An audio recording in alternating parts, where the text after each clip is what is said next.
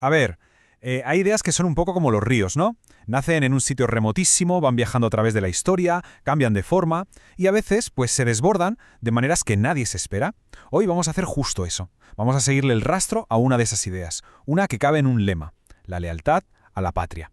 Es un viaje que, ojo, empieza en un escudo romano y acaba, quién sabe, a lo mejor en un algoritmo de inteligencia artificial.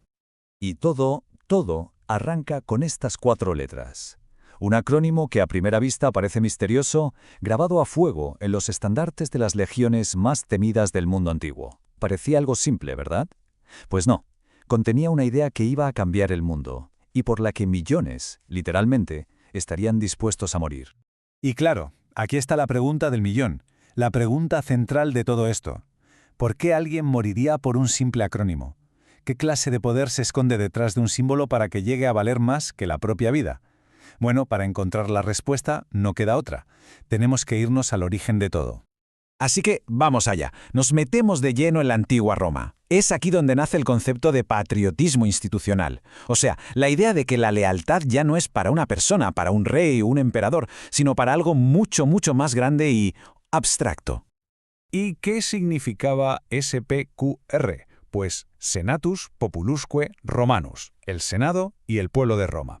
Y esto, que hoy nos parece normal, en su momento fue una auténtica revolución.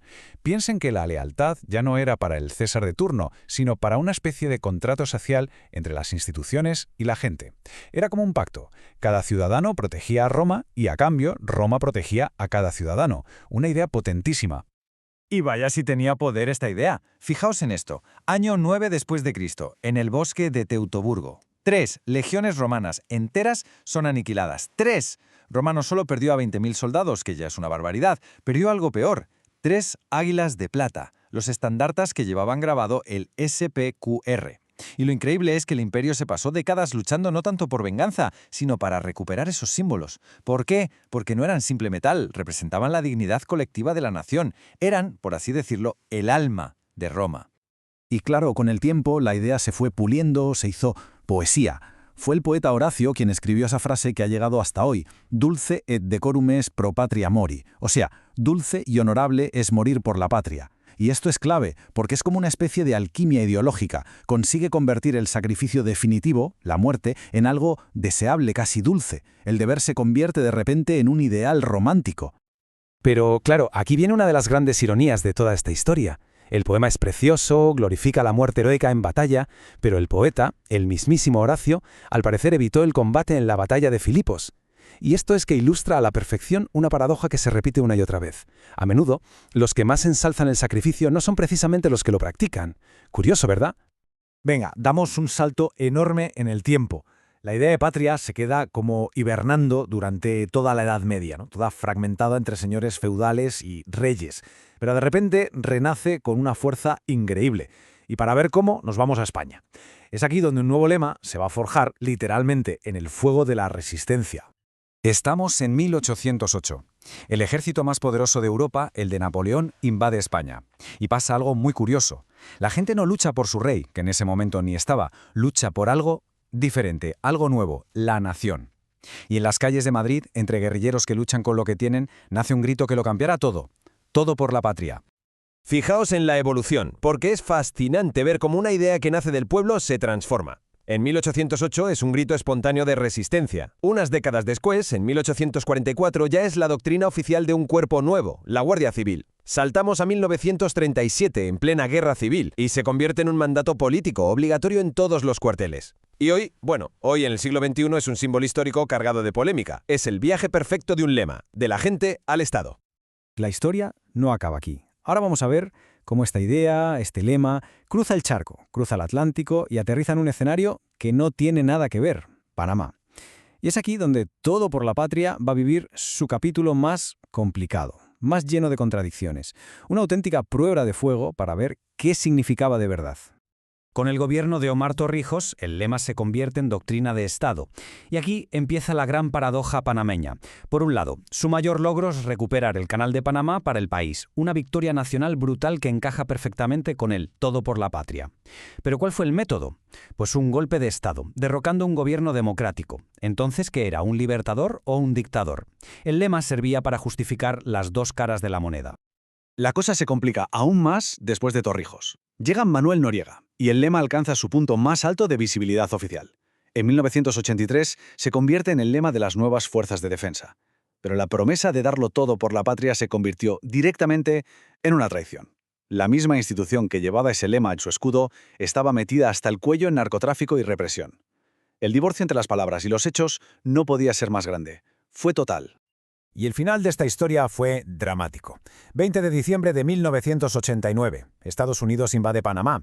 Las fuerzas de defensa, las que llevaban el lema por bandera, se desmoronan en cuestión de días. Pero el punto clave, el más importante, viene después. En 1994, Panamá toma una decisión histórica y abole su ejército para siempre. ¿Y qué pasa con el lema «Todo por la patria»? Pues se queda huérfano, sin un ejército que lo respalde. Se convierte en una especie de fantasma institucional.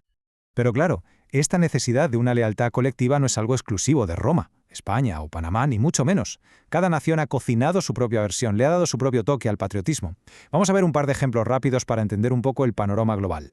Si miramos a Francia, por ejemplo, la Revolución Francesa lo pone todo patas arriba. De repente ya no se muere por un rey, se muere por ideas abstractos, que además se creían universales: libertad, igualdad y fraternidad. Es, en esencia, un patriotismo ideológico. En Estados Unidos, su propia versión del SPQR fue E pluribus unum, que significa de muchos uno. La idea es la de un patriotismo basado en el concepto del crisol de razas, donde gente de orígenes muy distintos se une, se funde, para crear una identidad nueva y, en teoría, una nación más fuerte. Y si nos vamos a México, la famosa frase «La patria es primero» definió su patriotismo como un acto de resistencia. Sobre todo, resistencia contra la intervención extranjera. Y la encarnación perfecta de esa idea es la leyenda de los niños héroes, defendiendo su bandera hasta la muerte. Y todo este viaje por la historia nos trae de vuelta al presente y nos lanza hacia el futuro. Porque, ¿qué significa todo por la patria hoy en día? En una era de globalización, de comunidades en Internet y de inteligencia artificial, ¿hacia dónde va la lealtad? Pues se abren varios caminos posibles, ¿a cuál más interesante? Por un lado, podríamos tener un patriotismo algorítmico. Imaginen una IA que optimiza los discursos políticos para maximizar el fervor nacional. Da un poco de miedo, ¿eh? Otro camino, que el patriotismo se quede en simple nostalgia, un recuerdo cultural bonito pero sin ninguna función real. Y un tercero, que surja un neopatriotismo, una lealtad que ya no es a un país, sino a comunidades digitales o a causas globales. Y esto nos lleva a una pregunta que parece de ciencia ficción, pero que cada vez es más real. ¿Puede una inteligencia artificial ser patriota?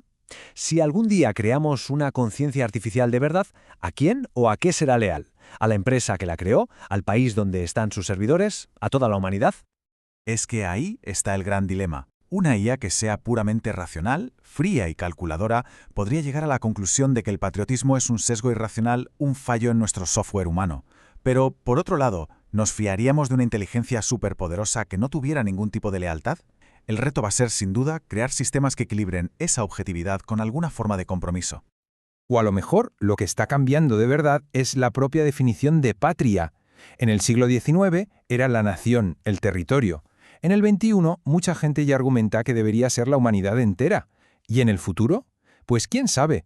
Quizás nuestra patria ya no sea un lugar físico, sino un conjunto de valores que compartimos y que nos definen. Y así cerramos el círculo. La pregunta que empezó grabada en un escudo romano ahora resuena en cada rincón de nuestra red global. En el mundo en que vivimos hoy, ¿qué es nuestra patria? Y sobre todo, ¿por qué o por quién estaríamos dispuestos a darlo todo? Ahí queda la reflexión.